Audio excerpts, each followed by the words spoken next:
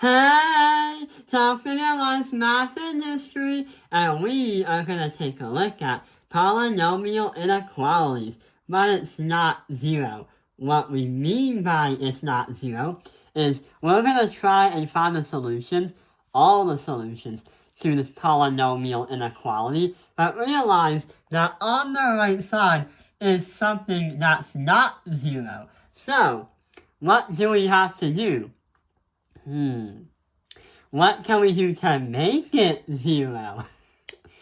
Well, what we can do is we can subtract by 4x plus 4, and then we can subtract this side by x plus 4. So here's what happens. We will get 2x squared plus 11x minus 5/6, because this is a minus 2, and that has to be greater or equal to 0. Now it's equal to 0, and now everything can be done the way it was. What we can do to find the zeros for the number line is we have a 2 multiplied by the negative 6. We're just going to do master product property. So, with the diamond method, we have negative 12 and positive 11. What two numbers can multiply a negative 12 and add to positive 11? Yeah, we have 12 and negative 1. So, what that really means is we're going to have 2x minus 1 as 1, and x plus 6 as another one. So what now is we now put them on the number line. We have negative 6 and positive 1 over 2. That's because we can change this into x equals negative 1 over 2.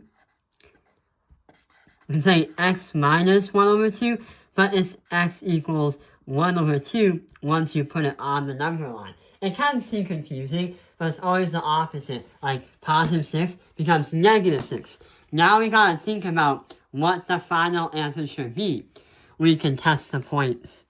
Negative 7, 0, and let's say 2. And we have 2x minus 1, and we also have x plus 6. So we have a negative and a negative. So yeah, we have a negative here, but we also have negative 6 plus 6 is still a negative. So it's going to be positive, because it's the opposite. 0 is going to be negative, but when we say 0, it's going to be positive. When you have 0 plus 6 is a positive number. And 2 is 4, minus 1 is 3, so that's going to be positive. 2 plus 8 is 2 plus 6 is 8, so it's also a positive number. And the rule stated that it has to be greater or equal right over here with the 0 on the x-axis. So if this is 0 right over here, and this is going to be negative, and this is going to be positive, here is what happens. Right here and right here, including the dots right there and there, are going to be above or equal to y equals 0. Therefore, we can say negative infinity is going to be included with the 6, is going to be union with included with the 1/2 to positive infinity. And that is going to be our final solution. And that is how we understand the polynomial inequalities, but it's not 0. I hope this video has helped you understand polynomial inequalities, but it's not 0. Thank you for watching Polynomial Math Industry. Like and subscribe.